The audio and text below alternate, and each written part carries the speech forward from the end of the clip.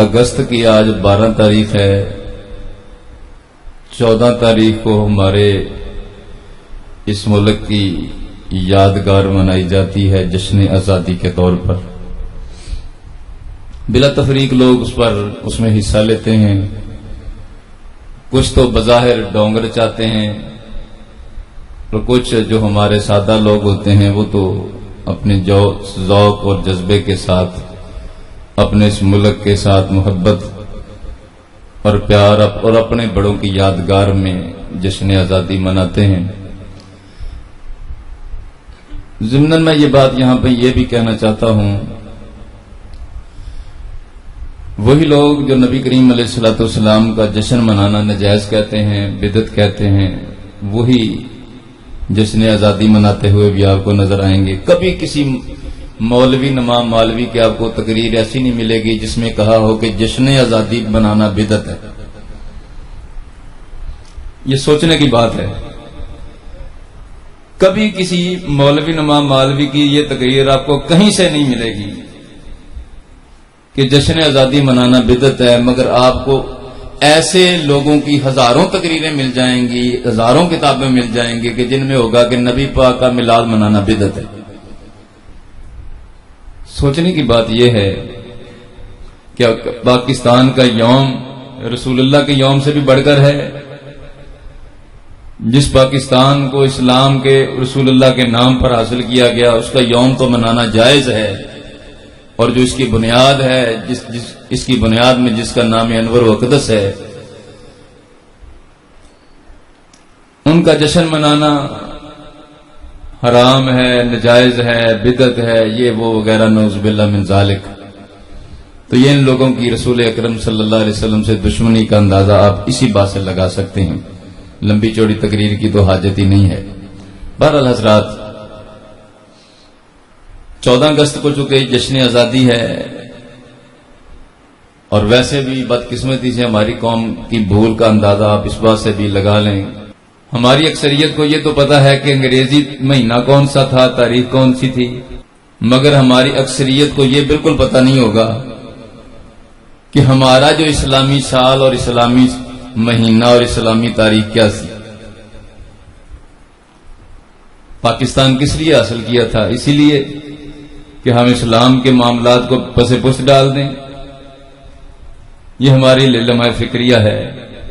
انگریزی تاریخ تو 14 اگست تھی، اور جس دن پاکستان اللہ تعالی جل شانہ نے عطا کیا تھا وہ شب قدر کی مبارک رات تھی، یعنی رمضان المبارک کی 27ویں رات تھی. احباب گرامی قدر، میں نے مناسب جانا کہ آج پاکستان کی تحریک اور اس کے پس منظر کے حوالے سے چند ایک باتیں آپ کے گوش گزار کروں. احباب گرامی قدر، بر صغیر پاک و ہند میں اسلام کئی صدیوں پہلے جلوہ فرما ہوا، اور بر صغیر پاک و ہند میں ہی نہیں بلکہ پوری دنیا میں صحابہ کرام کی نیابت سے دین پھیلا ہے، دین اسلام پھیلا ہے تو اولیاء کرام کے دم قدم سے پھیلا ہے. پوری دنیا کی تاریخ کو آپ ٹٹول کر دیکھ لیں کہ پوری دنیا میں بالخصوص ہندوستان پاک و ہند میں اولیاء کرام علیہم الرضوان کی جلوہ گری سے اس کفرستان میں اسلام کا ڈنکا بجا. اور پھر وہ وقت بھی آیا کہ مسلمان 1000 سال تک فاتح بن کر اس ملک پر حکمران رہے. مغلیہ دور تک مسلمانوں کا روب دبدبہ، مسلمانوں کی جاہ و حشمت، مسلمانوں کا جاہ و جلال اغیار پر، غیر مسلم اقوام پر برابر رہا. مغلیہ دور میں جب کچھ ایسے دنیا پرست لوگ میدان میں اترے یا دنیا کی جاہ و ہوس کے حاملین میدان میں اترے، تو پھر کیا ہوتا ہے کہ اکبر بادشاہ جب سلطنت کی ڈور سنبھالتا ہے تو بعض دین دشمن عناصر کے ساتھ اس کا رابطہ ہوتا ہے، دین دشمن مولوی نواب مالوی اس کے چرنوں میں آ کے بیٹھتے ہیں. ان کی بیٹھک، ان کی صحبت بد کی نحوست اور لعنت جو ہے ایسی طاری ہوتی ہے کہ اس کے دل میں ایک داعیہ پیدا ہوا اسلام دشمنی کا کہ ہندو اور مسلم دونوں کو اکٹھا ہونا چاہیے. اس نے شریعت مصطفیٰ کریم علیہ الصلوۃ والسلام میں ترمیم و تنسیخ کرنے کی ناپاک خبیث کوشش کی. اس وقت علماء کے دو دھڑے بن گئے. ایک علماء حق تھے اور ایک علماء سو، جن کو میں اپنی بولی میں علماء مولوی نواب مالوی کہتا ہوں. کچھ اس کے ساتھ ہو گئے جو دین کو بدلنے کے لیے اس کے سپورٹر بن گئے، اور جب دین پر اسم کا حملہ ہوتا ہے، شریعت مصطفیٰ کریم علیہ الصلوۃ والسلام کے خلاف جب یہ خبیث یلغار ہوتی ہے، تو اس وقت اللہ تعالی جل شانہ کی ذات نے اپنے دین حق کی سربلندی کے لیے، دین حق کی حفاظت کے لیے حضرت امام ربانی حضرت مجدد الفسانی شیخ احمد سرہندی فاروقی رضی اللہ تعالیٰ عنہ کو دنیا میں مبعوث فرمایا. امام ربانی حضرت مجدد الفسانی اور ان کے رفقا نے اکبر بادشاہ کے سامنے علم جہاد بلند کیا، جس کا نام اس نے دین الہی رکھا تھا. بالآخر وہ وقت آیا کہ حضرت امام ربانی حضرت مجدد الفسانی کی کوششوں سے وہ نیست و نابود ہو گئی فکر. وقت کچھ گزرتا رہا، مگر کچھ مغلیہ شہزادے ایسے درمیان میں ایسے آتے رہے کہ جو دنیا پرست رہے. بہرحال اکبر بادشاہ کے درجے کے، اس خباثت کے درجے کو تو نہ پہنچ سکے، مگر دنیا پرستی، جاہ و ہوس اس قدر ان کے دلوں میں ہوئی کہ دن بدن مسلمانوں کی حکومت جو ہے کمزور ہونا شروع ہو گئی. بالآخر ادھر انگریز منحوس نے یہ نظام دیکھا.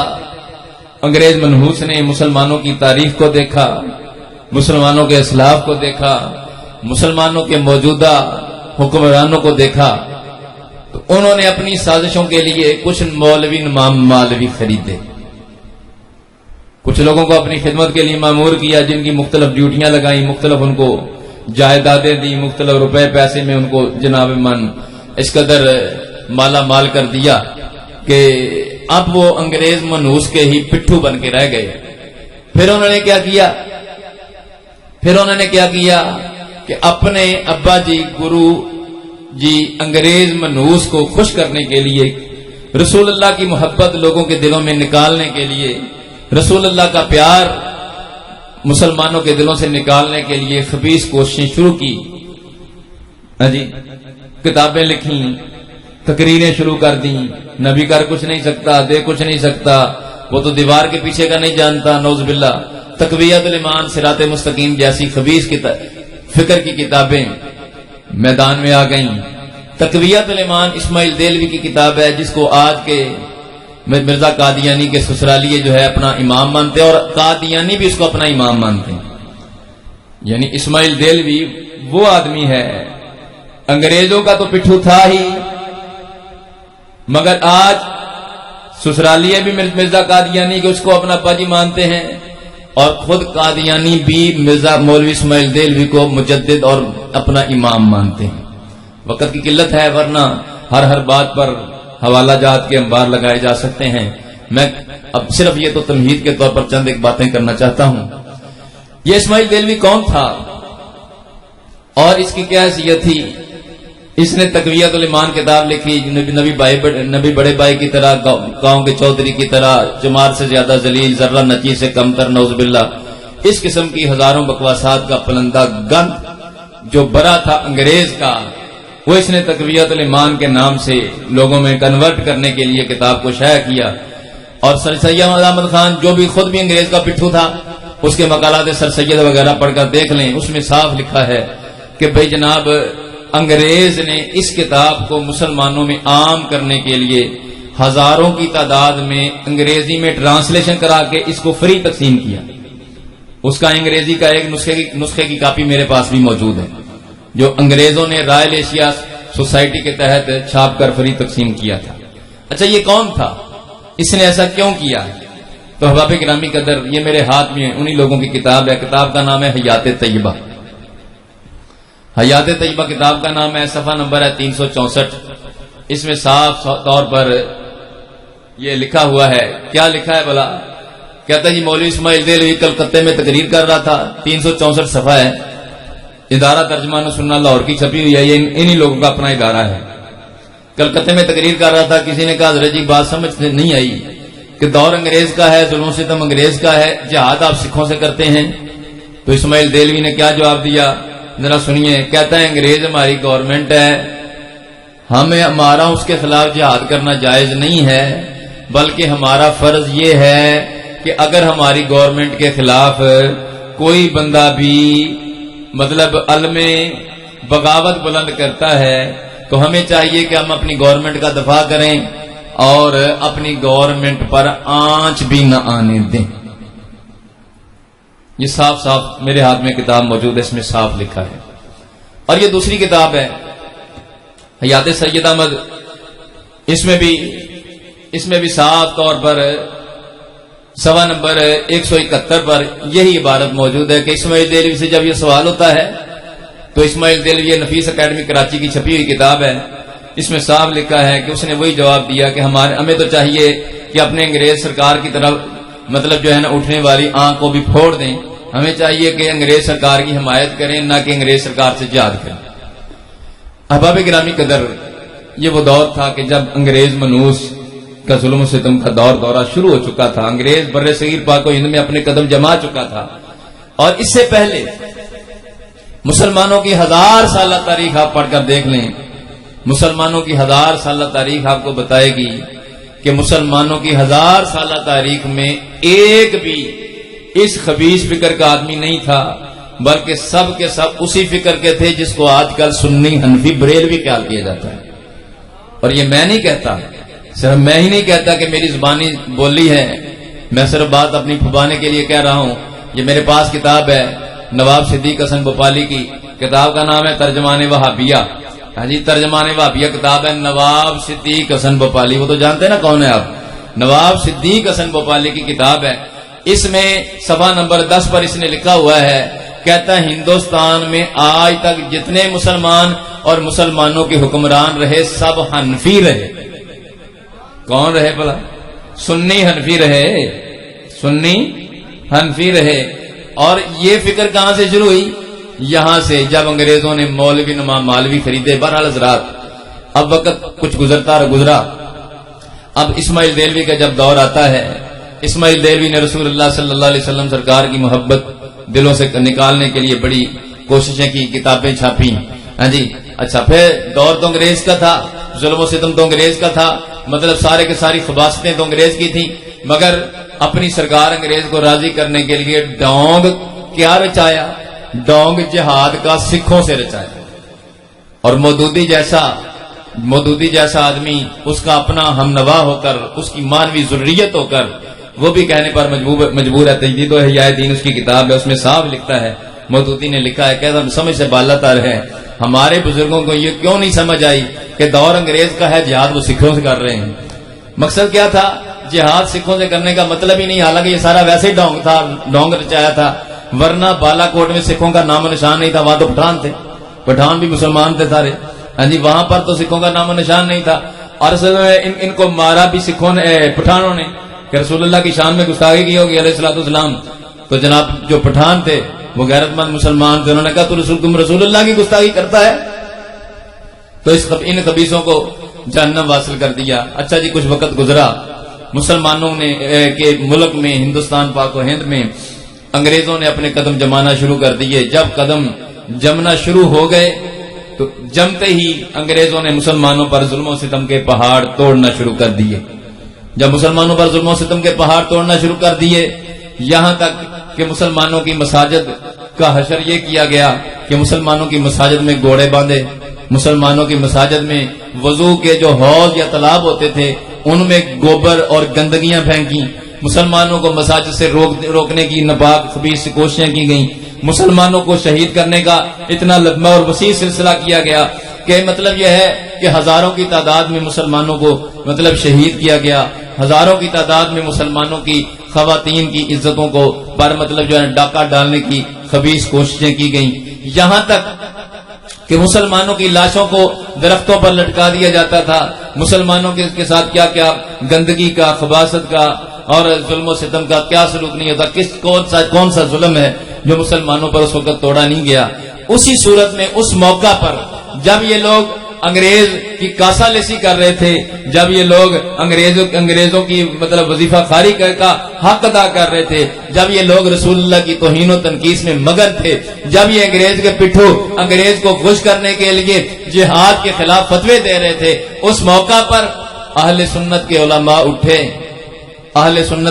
اٹھے، جن میں سر فہرست علامہ فضل خیر آبادی رحمۃ اللہ تعالی علیہ اور مفتی کفایت علی کافی رحمۃ اللہ علیہ، مفتی عنایت احمد گوروی رحمۃ اللہ علیہ، مولانا احمد علی احمد اللہ مدراسی رحمۃ اللہ علیہ اور بڑے بڑے سنی اس زمانے کے چوٹی کے علماء اٹھے۔ 1857 کی جو جنگ آزادی ہے، 1857 کی جو جنگ آزادی ہے، اس موقع پر یہ جنگ آزادی، یہ جہاد کا نظام بنا کیسے کہ علامہ فضل خیر آبادی رحمۃ اللہ علیہ نے دلی کی جامع مسجد میں مطلب جو ہے نا فتویٰ دیا کہ انگریزوں کے خلاف جہاد کرنا فرض ہے۔ اس زمانے کے اہل سنت کے تمام علماء نے جناب فتوی جہاد کی ترغیب دی، اس وقت اس جہاد کے فتوے کو شائع کیا گیا، پورے ملک میں تقسیم کیا گیا، مسلمانوں کی جمعیت جو ہے انگریزوں کے خلاف اٹھ کر کھڑی ہو گئی، مسلمانوں کے جو سربراہ تھے، مسلمانوں کے جو قائدین تھے، وہ سارے کے سارے سنی علماء تھے، کوئی دوسرا نہیں تھا۔ بلکہ دوسرے کیا کر رہے تھے، جب سنی علماء جہاد کر رہے تھے، جب سنی علماء مطلب جو ہے انگریزوں کے خلاف بول رہے تھے، جب سنی علماء فتوے دے رہے تھے، تو یہ کیا کر رہے تھے، یہ انگریزوں کی اس وقت جناب من وفاداری کا اظہار کر رہے تھے، اس وقت انگریزوں کے ساتھ پیار محبت کے مطلب گن گا رہے تھے، یہاں تک کہ مسلمان جہاد میں مگن تھے، مسلمانوں پر ظلم و ستم کے پہاڑ توڑے جا رہے تھے، اور یہ گھروں میں بیٹھ کر انگریزوں کی مہموں کی خدمتیں کر رہے تھے۔ جس شخص نے مرزا قادیانی کا نکاح پڑھایا اس کا نام ہے مولوی نذیر حسین دہلوی، جس کو یہ لوگ شیخ الکل کہتے ہیں۔ لو جی اس کے حوالے سے یہ میرے پاس کتاب صاحب موجود ہے، کتاب کا نام ہے الحیات بعد الممات، کتاب کا نام الحیات بعد الممات ہے، صفحہ نمبر ہے اس کا 76۔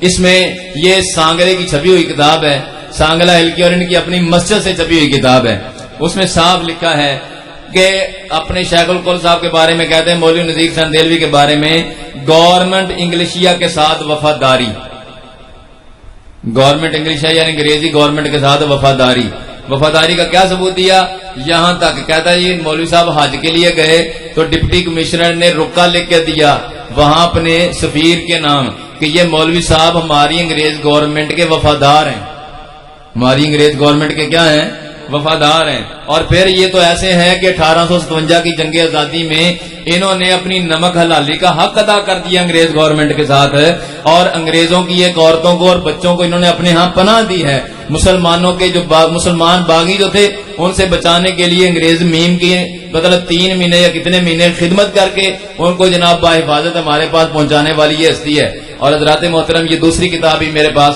یہ تازہ ہی ابھی ان لوگوں نے چھاپی ہے، تو بڑا پرانی کتاب ہے، مجموعہ رسائل کتاب کا نام ہے، اور اس کتاب عبداللہ غازی پوری کے رائٹر کا نام ان کا بڑا چوٹی کا عالم ہوا ہے، اس کا صفحہ نمبر 170-171 ہے، اس میں صاف لکھا ہے، کہتا ہے کہ جناب ڈپٹی کمشنر نے لکھ کر دیا کہ مشکل وقتوں میں یہ مولوی نذیر حسین دہلوی اپنی نمک حلالی گورنمنٹ پر ثابت کی ہے، انہوں نے یہ صاف لفظ لکھے ہوئے ہیں، اور جناب ہر مشکل موڑ پر گورنمنٹ انگلشیا کی خیر خواہی کرتے رہے ہیں۔ یہی تو وہ ہیں کہ جنہوں نے جہاد کے خلاف فتویٰ دیے، یہ صاف باتیں اس میں لکھی ہوئی ہیں۔ بہرحال حضرات محترم، میں صرف آپ کو یہ کیسے ٹچ دے کر آگے جانا چاہتا ہوں، تحریک پاکستان کے حوالے سے چند ایک باتیں آپ کے گوش گزار کرنا چاہتا ہوں کہ آج ہمارے ساتھ فراڈ کیا ہوا، دھوکہ کیا ہوا کہ ہمارے اکابر جنہوں نے اس وقت قربانیاں دی تھیں، ہمارے اکابر جنہوں نے اس وقت جیلوں کی قیدوں کو سہا، سزائے موت پھانسیوں کی سزاؤں کو سہا، آج ان کا سارے کا سارا ذکر جو ہے ان لوگوں نے تاریخ کے ساتھ بددیانتی کرتے ہوئے سارے کا سارا غائب کر دیا۔ اور ظلم کی بات یہ ہے آج اس میں ہم بھی برابر کے مجرم ہیں، ہمارے جو رہنما بننے والے یہ بھی سارے برابر کے مجرم ہیں کہ ہم نے جاننے کی کوشش ہی نہیں کی، ہم نے اپنی آل اولاد کو بتانے کی کوشش ہی نہیں کی کہ ہم کون ہیں، ہمارا ماضی کیا تھا، ہمارا حال کیا ہونا چاہیے، مستقبل کیا ہونا چاہیے۔ حضرات گرامی قدر علامہ فضل خیر آبادی رحمۃ اللہ علیہ سرکار جیسی ہستیوں نے اس وقت 1857 کی جنگ آزادی میں کے موقع پر مطلب انگریزوں کے خلاف جہاد کا فتویٰ دیا، مسلمانوں کی جمعیت کے ساتھ اعلان جہاد کا علم بلند کر دیا گیا۔ مفتی عنایت کاکوروی صاحب، مفتی کفایت علی کافی صاحب اور بڑے بڑے چوٹی کے اس زمانے کے علماء جو ہیں انہوں کو جناب انگریز گورنمنٹ نے گرفتار کر لیا۔ علامہ فضل خیر آبادی بھی گرفتار ہو گئے، جزیرہ انڈمان میں کالے پانی کی سزا ان کو سنا دی گئی۔ مفتی کفایت علی کافی صاحب رحمۃ اللہ تعالی علیہ سرکار جو تھے ان کو جناب مراد آباد میں گرفتار کر لیا گیا۔ مراد آباد میں گرفتار کیا گیا تو مراد آباد گرفتار کرنے کے بعد سرے عام ان کو مطلب پھانسی دی گئی۔ جرم کیا ہے کہ انگریز گورنمنٹ کے خلاف انہوں نے جہاد کے فتوے دیے ہیں۔ مفتی عنایت کاکوروی صاحب، علامہ فضل ان کو کالے پانی کی سزائیں دے دی گئی، کالے پانی کی سزائیں دی گئی۔ بالآخر ان کا جنازہ بھی وہاں اسی جزیرے سے اٹھتا ہے۔ احباب گرامی قدر یہ وقت گزرتا ہے، اب یہ لوگ ہمارے سنت کے علماء کہ اس وقت رسول اللہ کی محبت کا درس دے رہے تھے، اس وقت رسول اللہ کے پیار کا درس دے رہے تھے، اس وقت نبی پاک کریم علیہ الصلوۃ والسلام کی وفاداری کا درس دے رہے تھے۔ اور یہ لوگ جو دوسرے تھے، یہ دوسرے جو لوگ تھے جو مرزا غلام احمد قادیانی جیسے دجال کو لڑکی دینے کا شرف اپنے آپ کو بنائے بیٹھے تھے، یہ لوگ انگریزوں کی کاسل ایسی کر رہے تھے، انگریزوں کے ساتھ وفاداری کا دم بھر رہے تھے۔ اس وقت 1857 کی جنگ آزادی میں اس وقت تمام کا تمام کریڈٹ جو ہے اس وقت حاصل کرنے والے اہل سنت کے علماء تھے، اہل سنت کے مشائخ تھے۔ حضرات محترم اس وقت انگریزوں نے ظلم و ستم کے پہاڑ توڑے، وقت اور گزرا، انگریزوں کی گورنمنٹ اور مضبوط ہوتی گئی۔ ادھر مسلمانوں کے جذبے جو ہے جب مطلب جو ہے نا ایسے اکابر دنیا سے چلے گئے، ایسے اکابر کو پھانسیاں دی گئیں، کالے پانیوں کی سزائیں دی گئیں، تو جب ایسی اکابر نہ رہے تو عام مسلمانوں کے جذبے کچھ مان پڑنا شروع ہو گئے۔ انگریزی گورنمنٹ نے اپنا اثر و رسوخ اور بڑھانا شروع کر دیا۔ جب رسول اللہ کے دشمنوں کو کوئی اور چھوٹ ملنی شروع ہو گئی، جب نبی پاک کے دشمنوں نے رسول اللہ کی محبت کے خلاف، رسول اللہ کی عظمت کے خلاف مختلف جگہوں پر محاذ بنانے شروع کر دیے، جب یہ گندگی پیدا ہوئی، اللہ تعالیٰ نے اس گندگی کا علاج بنا کر امام محمد رضا بریلوی کو دنیا میں بھیج دیا۔ امام محمد رضا فاضل بریلوی رضی اللہ تعالیٰ عنہ سرکار، امام محمد رضا فاضل بریلوی 1857 کی جنگ آزادی سے 1 سال پہلے پیدا ہوئے، اور آپ کے والد مولانا رضا علی خان، آپ کے والد مولانا شاہ نقی علی صاحب، آپ کے دادا جان مولانا شاہ رضا علی خان، یہ سارے وہ لوگ تھے جو مجاہدین جنگ آزادی کو پوری سپورٹ کرنے والے تھے، مجاہدین جنگ آزادی کے ساتھ پورے دم قدم یعنی شانہ بشانہ چلنے والے لوگ تھے۔ احباب گرامی قدر اب وقت تھوڑا سا گزرا، انگریزوں کے ظلم و ستم مزید بڑھتے رہے۔ ایک وقت ایسا آیا کہ انگریزوں نے مسلمانوں میں کچھ سیاسی قائدین ایسے چنے جنہوں نے مطلب جو ہے نا مسلمانوں میں پھوٹ ڈالنے کے لیے اور ڈنگ طریقے اختیار کیے۔ اب مسلمانوں میں جناب بیداری کا جذبہ پیدا کرنے والے اعلیٰ حضرت امام اہل سنت امام محمد رضا بریلوی جیسے لوگ اور امام محمد رضا کے لشکر کے سپاہی تو موجود تھے، کام کر رہے تھے۔ امام محمد رضا فاضل بریلوی وہ ذات ہے حضرات گرامی قدر، انگریزی دور میں آج ہمارے ملک کی جو بنیاد بنی وہ 2 قومی نظریہ بنا، اور سب سے پہلے 2 قومی نظریہ یہ دنیا کے کسی سیاسی قائدین میں سے کسی نے پیش نہیں کیا۔ سب سے پہلے انگریز دور میں 2 قومی نظریہ پیش کرنے والی جو ذات ہے اس وقت جب تک یہ علیحدہ ملک کی کسی کو ہوا تک نہیں لگی تھی، کسی کے ذہن و دماغ میں بات نہیں تھی، اس وقت بھی اگر یہ 2 قومی نظریہ پیش کرنے والی کوئی ذات ہے تو اس کا نام امام محمد رضا بریلوی رضی اللہ تعالی۔ 1897 یہ کس موقع کی بات ہے؟ جب ہندو مسلمانوں میں گھسنا چاہتے تھے، یہ وہ دور ہے جب انہوں نے شدی کی تحریکیں شروع کی ہوئی تھیں، یہ وہ دور ہے کہ مسلمانوں کا مطلب جو ہے نا خود خاتمہ کرنے کے چکر میں تھے ہندو، مگر ایسے نہیں، سامنے آ کر نہیں، ساتھ مل کر ہندو جو ہے مسلمانوں کو ساتھ ملا کر مسلمانوں کا خاتمہ کرنا چاہتے تھے۔ پہلے کانگریس بنی، کانگریس میں اللہ تعالیٰ جل شانہ کا فضل ہے، حضرات گرامی قدر ہندوؤں کی کانگریس میں بھی اہل سنت کے علماء میں سے کوئی عالم شامل نہیں ہوا۔ اعلیٰ حضرت امام محمد رضا بریلوی تو بڑی دور کی بات ہے، امام احمد رضا فاضل بریلوی رضی اللہ تعالیٰ عنہ سرکار کی ذات والا صفات نے اس موقع پر بھی مسلمانوں کو 1897 میں مطلب جو 2 قومی نظریہ پٹنہ بہار کی سنی کانفرنس میں پیش کیا، کہا ہندو الگ قوم ہے، مسلمان الگ قوم ہے، بلکہ الکفر ملت واحدہ، کفر ایک ملت ہوا کرتا ہے، وہ ملت بے شک ہندو مت کی ہو، وہ ملت بے شک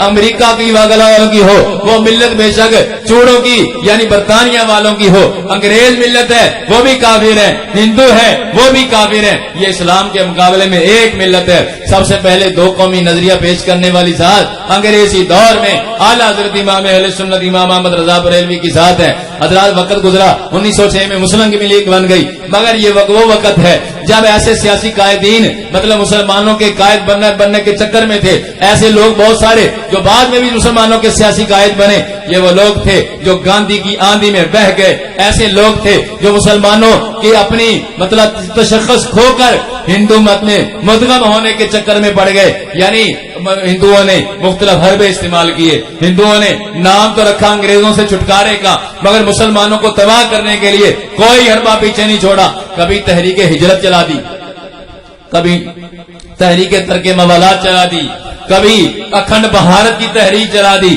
کبھی تحریک خلافت کے نام دے دیا، کبھی کوئی ہندو مسلم گٹھ جوڑ کا نام دے دیا۔ اب وقت جناب گزر تو رہا ہے، مگر حالت یہ ہو گئی کہ جناب مسلمانوں کے سٹیجوں سے بھی حالت یہ ہو گئی کہ مسلمانوں کے سٹیجوں سے بھی یہ نعرے لگنے لگے، ہندو مسلم بھائی بھائی، نعوذ باللہ اس قسم کے نعرے لگنے لگے۔ اور اس موڑ پر جب کہ بڑے بڑے قائدین گاندھی کی آندھی میں بہہ گئے، اس موقع پر اس خطرے کو اگر بانپا ہے کسی ہستی نے تو اس کا نام امام محمد رضا بریلوی رضی اللہ تعالیٰ عنہ ہے، جنہوں نے دو قومی نظریہ پیش کیا ہے۔ حضرات گرامی قدر، ہندوؤں نے کیا کیا؟ کہیں تحریک ہجرت کی چلا دی، کہا یہاں سے تو ہجرت کر جانا چاہیے، کہیں تو جناب تحریک ترک موالات چلا دی۔ تحریک ترک موالات کیا تھی؟ ہندوؤں نے جو گٹھ جوڑ مسلمانوں کے ساتھ ہو رہے تھے اس وقت کیا کیا؟ کہا کہ جناب اب چاہیے کہ جناب انگریزوں کی نوکریاں چھوڑ دیں، انگریزوں کی جائیدادیں چھوڑ دیں، یہ سارا کام چھوڑ دیا جائے، مسلمانوں تم بھی چھوڑ دو، ایک مسلمان چھوڑے گا، 3 ہندو چھوڑیں گے۔ مسلمان کتنے تھے جنہوں نے انگریزوں کی نوکریاں چھوڑ کر بے روزگار ہو گئے، مگر یہ لوگ پھر ہندو جو تھے یہ پھر بھی چھوڑنے کے لیے تیار نہ ہوئے، بلکہ انہی نوکریوں پر قابض رہے، یعنی مسلمانوں کو ذلیل و رسوا کیا۔ فتوے ایسے مولویوں کے قلم سے دلوا دیے کہ جناب ہجرت کرنا فرض ہے، یہ دار الکفر ہے، یہ دار الحرب ہے، یہاں سے ہجرت کرنا فرض ہے۔ اس موقع پر حضرات مسلمان ہزاروں کی تعداد میں جنہوں نے کہیں افغانستان کی طرف، کہیں نے کسی طرف ہجرت کر لی، مگر آگے بھی کچھ نہ ہوا، پیچھے بھی آنے کے نہ رہے۔ اب کیا ہوا؟ مسلمان ذلت و رسوائی میں پسنے لگے۔ حضرات گرامی قدر، بالآخر مسلمانوں کے یہ مطلب مسلمانوں میں یہ ایک جذبہ بیدار ہوا۔ یہ بیدار کرنے والی ہستی کون ہے؟ اس کا نام امام محمد رضا فاضل بریلوی ہے۔ ارے جب اقبال جیسے جناح جیسے لوگوں کے وام و گمان میں پاکستان نہیں تھا، اس وقت بھی اعلیٰ حضرت فاضل بریلوی امام محمد رضا فاضل بریلوی رضی اللہ تعالیٰ عنہ کے خلیفہ حضرت مولانا صدر اللہ فاضل سید محمد نعیم الدین مراد آبادی رحمۃ اللہ علیہ نے آل انڈیا سنی کانفرنس جو ہے 1925 میں مراد آباد میں کی ہے۔ اس وقت وہاں پاکستان کا نظریہ پیش کیا کہ مسلمانوں کا الگ ایک ملک ہونا چاہیے۔ الہ آباد کے مقام پر 1930 میں نظریہ پیش کیا گیا، مگر 5 سال پہلے امام احمد رضا فاضل بریلوی کے شاگرد ہزاروں کی تعداد میں علماء مشائخ جمع ہوئے مراد آباد میں، جنہوں نے یہ نظریہ پیش کیا ہے۔ پورے ملک میں یہ تحریکیں شروع ہو گئیں۔ حضرات گرامی قدر، آپ ساری تاریخ کو پڑھ کر دیکھ لیں، ظلم اور بددیانتی یہی ہوئی ہے کہ حضرات جو لوگ پاکستان بنانے والے تھے، جو لوگ پاکستان کا کام کرنے والے تھے، جو لوگ پاکستان کی خاطر جانیں دینے والے تھے، ان کا نام نکال دیا، ان سب کا نام نکال دیا، اور جو انگریزوں پر جانیں لٹانے والے تھے ان کو ہیرو بنا کر پیش کر دیا گیا۔ جو سنیے اور غور کیجئے، یہ آج یہ لمحہ فکریہ ہے۔ آج ہمیں یہ سوچنا چاہیے، آج تک اسکولوں کالجوں میں ہمارے بچوں کو جو کچھ پڑھایا گیا ہے وہ کیا ہے؟ آج جو کچھ ہمیں بتایا گیا ہے وہ کیا ہے؟ رشید احمد گنگوئی کے حوالے سے یہ میرے پاس کتاب ہے، کتاب کا نام تذکرۃ الرشید ہے۔ یہ صاف لکھا ہے، یہ صاف تذکرۃ الرشید ہے، اس کی عاشق الہی میٹھی کی کتاب ہے۔ قاسم نانوتوی رشید گنگوئی دونوں کے بارے میں لکھا ہے۔ حضرات صفحہ نمبر 79 ہے، لکھا ہے یہ دونوں حضرات اپنی عادل گورنمنٹ کے ہمیشہ वफादार रहे। रशीद गंगोई पर किसी ने इल्जाम लगा दिया गवर्नमेंट के सामने कि ये तो तुम्हारा गद्दार है। अब जब रशीद गंगोई तक बात पहुंचती है, सवा नंबर 80 में ये साफ लिखा है, कहता है सरकार मेरी मालिक है, झूठे इल्जाम से मेरा बाल भी भीगा ना होगा, सरकार मेरी मालिक है। यानी रसूलुल्लाह को मालिक कहना तो शिरक है, मगर अंग्रेज इनका मालिक है, ये इन लोगों की फिक्र है। हजरात गिरामी कदर, और इसी किताब में अपने अंग्रेज गवर्नमेंट को रहमदिल गवर्नमेंट करार दिया है, और अंग्रेज जो थे इनकी दावतें कर रहे थे। ये मेरे पास अबुल हसन नदवी की किताब है, 217 सफ़ा जिल्द 1 है, सीरत सैयद अहमद है। उसमें सैयद अहमद इस्माइल की दावतें करने वाले कौन थे, अरे उसकी मदद करने वाले कौन थे, ये हुसैन मदनी की किताब है, नक्शे याद। हजरात इसमें साफ लिखा हुआ है कि उस वक्त 419 सफ़ा है, इसमें लिखा हुआ है कि अंग्रेज इन लोगों की दावतें करते थे, अंग्रेज उनको खाने खिलाते थे। और ये साफ लिखा हुआ है हजरात अफाजात व मलफूजात में कि उसी इन लोगों के लश्करों की जो सिखों के सिखों का डोंग जिहाद कर चाहते थे, उनकी अंग्रेज गवर्नमेंट जो है वजीफे देते थे, अंग्रेज गवर्नमेंट उनकी मदद करती थी। और हजरात इन लोगों के मदरसों के दौरे किए, अंग्रेज गवर्नमेंट ने दौरे किए। और ये मेरे हाथ में किताब है, मौलाना हसन ननौतवी किताब का नाम है, 217 है। अंग्रेज का जसूस, अंग्रेजों का एक अफसर आता है, देवबंद के मदरसे का दौरा करता है, कहता है ये मदरसा खिलाफ सरकार नहीं बल्कि मुआविन सरकार है, मुवाफिक सरकार है, 217 है। हजरात मोहतरम, और कितनी किताबें पेश की जा सकती हैं। आज जो पाकिस्तान के बाम में चाचे बने हुए हैं, यही वो लोग थे जो पाकिस्तान के दुश्मन थे। ये मेरे हाथ में तर्जमानुल कुरान रसाला है, नवंबर 1963 है, मौदूदी का रसाला है। साफ लिखा है कि तकसीम पाकिस्तान के मामले में हम अलहदा रहे हैं, और इसके तहरीक आजादी हिंद और मुसलमान में पाकिस्तान को ना पाकिस्तान कहा है। तर्जमानुल कुरान के एक और शुमारे में कहा पाकिस्तान की हिमायत में मैंने एक जुमला भी नहीं बोला हो तो मुझे बताओ मैंने कहा बोला है। ये वो लोग थे जो पाकिस्तान के साथ दुश्मनियां करने वाले लोग थे। और ये जफर अली खान की किताब है, चमनिस्तान में ये साफ इन लोगों के फतवे इसने दर्ज किए हैं। सुनो और गौर करो। कहा उस मौका पर यही लोग थे जो फतवे नाम लिखे हुए हैं। मैं वक्त की भी किल्लत और सिर्फ अपने खास अंदाज के एतबार से यह बात कहना चाहता हूँ, सिर्फ आपको बताना चाहता हूँ हमारे साथ दजा और धोखा क्या हुआ है, फराड तारीख की बददियानती क्या हुई है। ये नाम भी सारे लिखे हुए हैं कि जनाब इन लोगों ने उस मौका पर फतवे दिए कि मुस्लिम लीग को वोट देने वाले सारे सूर हैं, मगर सुन्नी उलमा थे। अरे पीर जमात अली शाह साहब मोहतसिब अलीपुरी थे, मुफ्ती आजम हिंद मौलाना शाह मुस्तफा रजा आला के शहजादे थे, हुज्जतुल इस्लाम मौलाना शाह हामिद रजा थे, सदरुल शरिया मौलाना अमजद अली याज़मी रहमतुल्लाह अलैह थे, हज़रत शाह अब्दुल अलीम मेठी रहमतुल्लाह अलैह थे, मुफ्ती बुरहानुल्लाह जबलपुरी रहमतुल्लाह अलैह थे, अरे मौलाना सुलेमान अशरफ बिहारी रहमतुल्लाह, अरे कितने सुन्नी उलमा थे। All India Sunni Banaras conference 1946 में भी उस मौका पर भी all India Sunni Banaras conference हुई।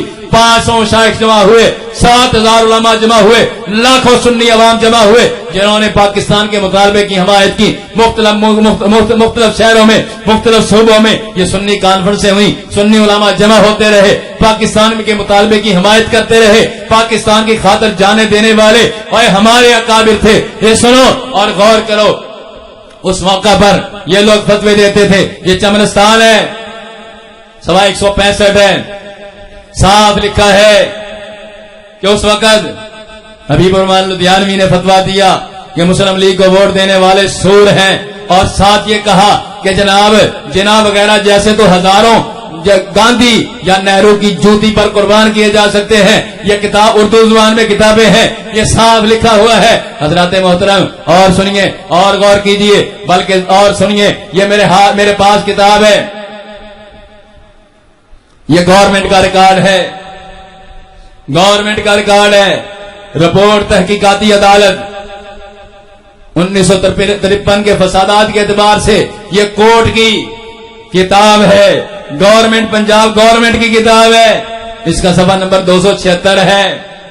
सुनो, अताउल्लाह शाह बुखारी ने तकरीर करते हुए तहरीक पाकिस्तान के दिनों में क्या कहा।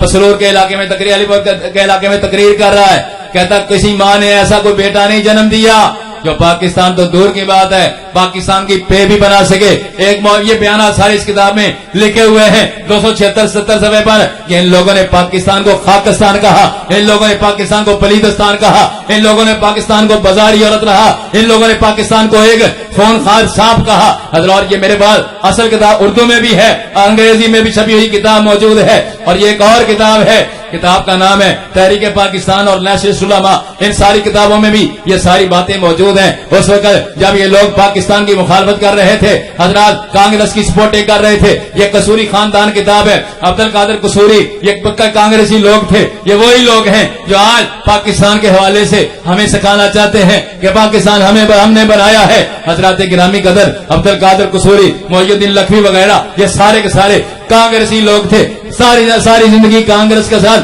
وابستہ رہے. داؤد غزنوی کون تھا, ان کا بڑا, وہ بھی ساری عمر یعنی وہ بھی کانگریسی رہا, اور یہ کانگریس کے پلیٹ فارم سے یہ سارا کام کرتے رہے. اور یہ میرے پاس کتاب ہے مولانا اسحاق بٹی حیات و خدمات. اس کتاب کے سوا نمبر 175 پر لکھا ہے کہ ابو الکلام آزاد نے کہا تھا, میں تو کہتا ہوں پاکستان بننا نہیں چاہیے, بلکہ اگلا ایک جملہ اور بھی ہے کہ وہ پاکستان کے شدید مخالفوں میں سے تھے. 176 صفحے پر یہ بھی لکھا ہے, اور یہ لوگ تو انگریز کے ساتھ وفاداریاں جتا رہے تھے, اور یہ وہ لوگ تھے. ابراہیم میر سیالکوٹی کی کتاب میرے پاس پیغامی ہدایت موجود ہے کہ پاکستان کو تو ڈونگ کہتے تھے ان کے بڑے حضرات محترم, مگر ہمارے سنی علماء تھے, اور جو جن لوگوں نے پاکستان کی خاطر قربانیاں دی ہیں, اور جو لوگ پاکستان بنانے والے تھے, ہمارے اکابر پورے ملک کا دورہ کرتے تھے, مسلمانوں میں جذبہ بیدار کرتے تھے, مسلمانوں کو شعوری کی لہر عطا فرماتے تھے.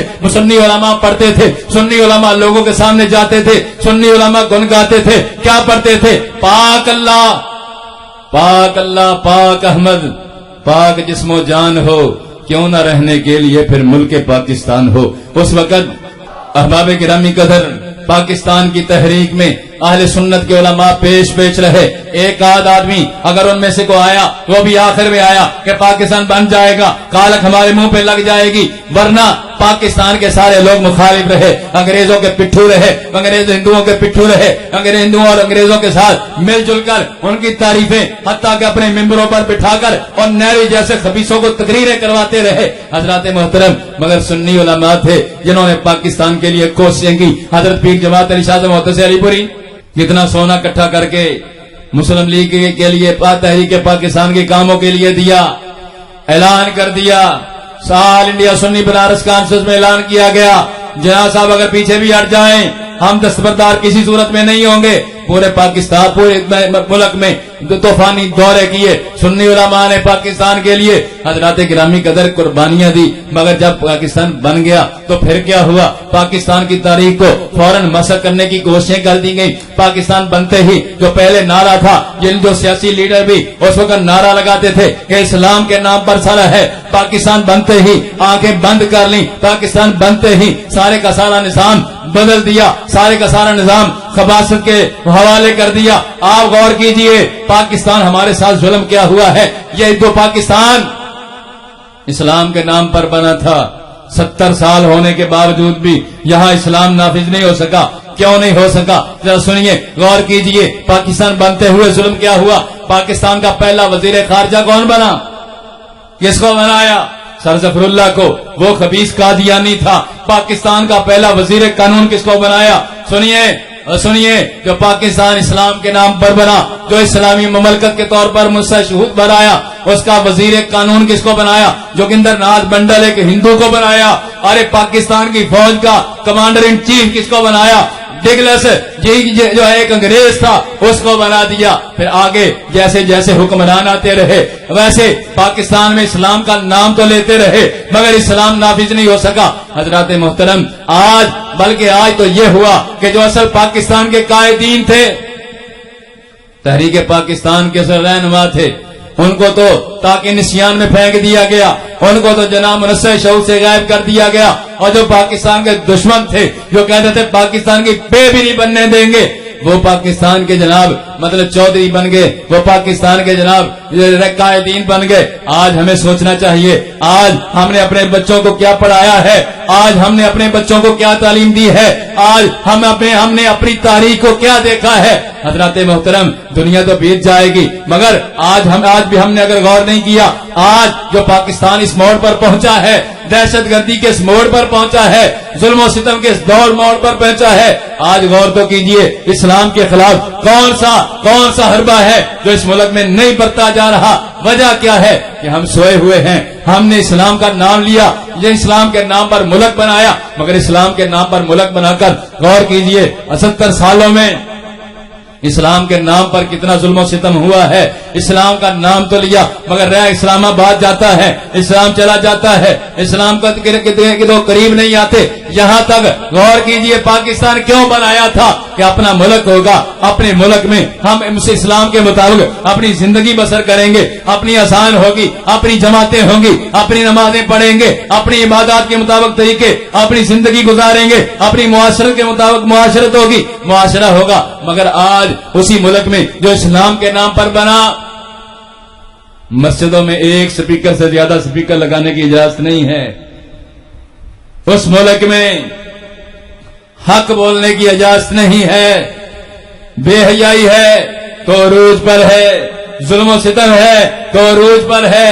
حضرات آج بھی اگر ہم چاہتے ہیں کہ ہمارا کھویا ہوا مقام واپس ملے تو ایک ہی حل ہے کہ ہم غلامی مصطفیٰ میں جمع ہو جائیں، رسول اللہ کی غلامی کے جھنڈے جمع ہو جائیں۔ اپنے آپ پر سب سے پہلی بات یہ ہے، اپنے آپ پر رسول اللہ کا نظام نافذ کریں، شریعت کو اپنے آپ پر نافذ کریں، اپنے بچوں پر نافذ کریں، اپنے گھر بار والوں پر نافذ کریں، اپنے قریبی دوست احباب کا ذہن بنائیں۔ یہ ملک ان بے حیائیوں کے لیے نہیں بنا تھا، ظلم و ستم کے لیے نہیں بنا تھا، اسلام دشمنیوں کے لیے نہیں بنا تھا، کمیونزم قسم کے بدبخت لوگوں کے لیے نہیں بنا تھا، لبرل قسم کے لوگوں کے لیے نہیں بنا تھا۔ یہ ملک بنا تھا رسول اللہ کے دین کے نفاذ کے لیے۔ اس وقت تو ہمارے بڑے پڑھتے تھے پاکستان کا مطلب کیا، لا الہ الا اللہ۔ ارے اس وقت نوجوان جو بچے تھے وہ بھی کہتے تھے بن کے رہے گا پاکستان۔ مطلب کیا ہے کہ پاکستان کا مطلب کیا، لا الہ الا اللہ محمد رسول اللہ۔ آج ہمیں غور کرنا چاہیے ان لوگوں کو ہیرو بنا کر جو پیش کر دیا گیا، جو اسلام کے دشمن تھے، جو پاکستان کے دشمن تھے۔ آج ہمیں سوچنا چاہیے، آج ہمیں اپنی تاریخ سے واقفیت حاصل کرنی چاہیے، اپنی اولاد کو بتانا چاہیے۔ یہ جو سکولوں کالجوں کے نصابوں میں ایسی بہت ساری باتیں کی گئی ہیں، اصل تاریخ کو مسخ کر کے بددیانتی کی گئی ہے۔ جو پاکستان کے دشمن تھے، انگریزوں کے پٹھو تھے، سر سید احمد خان سے لے کر، سر سید احمد خان کو لوگ ہیرو سمجھتے ہیں۔ سر سید احمد خان حدیث کا منکر تھا، جنت دوزخ کا انکاری تھا، کرام کاتبین کا منکر تھا، تفسیر اس کی چھپی موجود ہے۔ اور انگریزوں کے ساتھ وفاداری کے تو دم پڑتا تھا۔ آج ہماری مسلمان قوم نے ایسے لوگوں کو اپنا ہیرو بنا لیا ہے۔ آج سوچنا چاہیے، آج بھی ہم کامیابی کی مراحل طے کرنا چاہتے ہیں تو آج بھی ہمیں چاہیے کہ جس طرح تحریک پاکستان میں کے دنوں میں، کیا ہمیں پاکستان کی تحریک کے دنوں میں امام احمد رضا بریلوی جیسے بزرگوں کی تعلیمات پر عمل کر کے پاکستان بن گیا، تو آج پاکستان میں نظام مصطفیٰ کے لیے، پاکستان میں اپنے آپ کے بچاء کے لیے یہ حالت دیکھ کر محدث اعظم ہند محدث کچوچوی رحمۃ اللہ علیہ نے جب ابتدا میں ہی بنتے ہوئے وہی لوگ جو پاکستان بنانے کے قائد تھے، اس وقت جب پاکستان کی یہ صورتحال دیکھی تو نیازی صاحب کو، مولانا عبدالستار نیازی کو انہوں نے کہا، محدث اعظم ہند محدث کچوچوی نے، کہ مولانا ہم نے تو کہا تھا کہ اسلام کے نام پر ملک بنے گا، مگر یہاں کی حالت اب دیکھ کر ہمیں معلوم یہ ہوتا ہے۔ وہ ہندوستان کچوچا چک کے رہنے والے تھے، کہنے لگے کہ یہاں ہماری جان کو خطرہ ہے اور پاکستان میں رہنے والے مسلمانوں کے ایمان کا خطرہ ہے، اس لیے کہ یہ کمیونسٹ قسم کے لوگ جو ہیں، دہریہ قسم کے جو لوگ ہیں، لبرل اپنے دین بنانے والے، اپنے آپ کو ظاہر کرنے والے جو لوگ ہیں، یہ سارے دین کے دشمن ہیں۔ حضرات آج بھی سوچنے کی ضرورت ہے۔ آج ویسی کسی سیاسی پارٹی کی بات نہیں کرتا، کسی اور کی بات، میں تو صرف یہ کہتا ہوں اتنا دیکھ لو یہ اسلام کے ساتھ کتنے مخلص ہیں، کون ہے مخلص ہے۔ ووٹ دیتے ہو یہ نہ دیکھو کہ میرا جناب چولہا صحیح ہوتا ہے کہ نہیں ہوتا، یہ نہ دیکھو میرے محلے کی گئی صحیح ہوتی ہے کہ نہیں ہوتی، اور خدا کے لیے اتنا تو دیکھو کہ اس کا اسلام کے ساتھ کیا تعلق ہے، رسول اللہ کے دین کے ساتھ کیا تعلق ہے۔ آج تک پاکستان کی 70 سالہ سیاست میں ہمیں کیا ملا ہے، ان سیاستدانوں نے کیا دیا ہے۔ آج ضرورت ہے کہ ہمیں پاکستان میں کوئی ایسا حکمران ملے جو رسول اللہ کے رنگ میں رنگا ہوا ہو، تو پھر کیا ہوگا، سیدنا فاروق اعظم کی یاد تازہ ہو جائے گی کہ جو فرماتے تھے کہ نہر فرات کے کنارے کتا بھی پیاسا مر جائے تو فاروق اعظم اس کا بھی جواب دہ ہے. مسلمانوں کی اس وقت کیا حالت تھی اور ہمارے اکابر کے ادوار میں کیا حالت تھی, مسلمانوں کا کیا روب دبدبا تھا, آج مار کی حالت ہے. آج سوچنا چاہیے. اللہ تعالیٰ جل شانہ کی بارگاہ میں دعا کرتے ہیں اللہ تعالیٰ اپنے حبیب کے صدقے ہمیں سچا پکا مسلمان بننے کی, اپنے آپ پر اپنے سونے آقا کا نظام نافذ کرنے کی, مذہب حق اہل سنت پر زندگی اسی پر موت عطا فرمائے. وآخر دعوانا الحمدللہ رب العالمین.